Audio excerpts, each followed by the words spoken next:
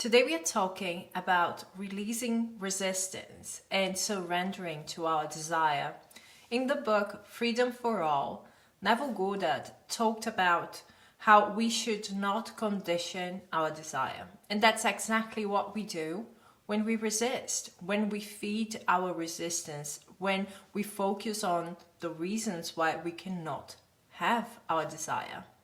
So today we are talking about how to avoid doing it, how to stop resisting. But before I get into it, hello everyone. If you're new here, welcome to my channel. My name is Al. And right now, let's get into today's topic. When we resist, we refuse to claim or accept a certain state, desire, assumption as true before a certain condition or circumstance changing the 3D. So basically, until it seems more reasonable, logical, easier to achieve, within reach. And that's basically what Neville warned us about. What is logical or more realistic may impose limitations on what you feel you can achieve. So if you continue going with logic, you are not going to find the way out. And there is a way out for every situation. So you have to think out of the box, because what can be hiding behind logic or reason is your fears, is you telling yourself, don't even try because it's not possible. It's not within reach for you. Circumstances are the product of our state of consciousness. So of course they feel very real to us. We are emotionally connected to them. And maybe we are also defining ourselves in a certain area of our lives by them. So we are limiting ourselves and the idea of what we can achieve because of them.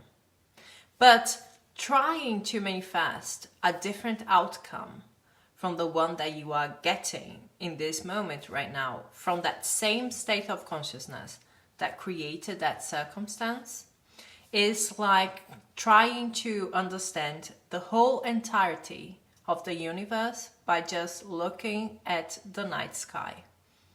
The truth is that the information that you are getting is limited, and so is the possibility of your understanding from that perspective. So that's why we go to the end in imagination.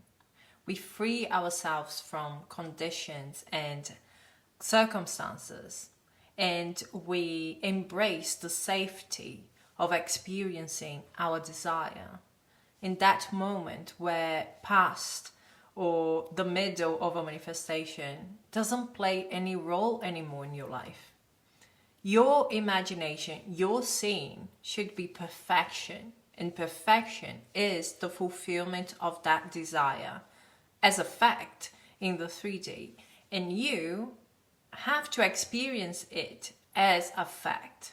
Part of releasing resistance is learning how to deal with your thoughts. You don't have to fight your mind. You don't have to fear your thoughts. Be afraid of, oh my God, now I'm thinking about it. It's going to manifest. You have to learn how to deal with what is going on within you. And whatever you don't want to manifest, you have to create a distance between you and that assumption, that idea, that thought. So the easiest way is to observe a thought. Of course, you have to be aware of what's going on within you. And that's why you should always be in a good mental diet, right? But if a negative thought pops up and you notice, don't feel like you are in the middle of the storm, but observe that thought. Create some distance between you and it.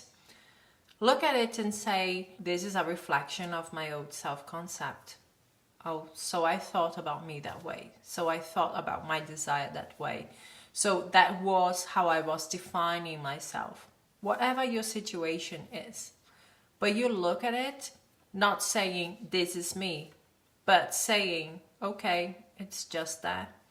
And when you feel that distance and you are satisfied with it, then you can go with the new side of you, the new state, the new ideas. You can tell yourself, but you know what? I have overcome this. I am a new person. This is who I am.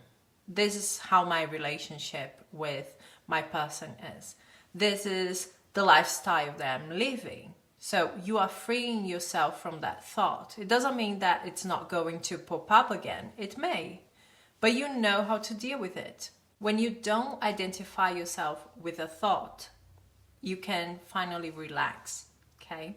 And you are starving that thought because you are not feeding it with your energy, with your emotions.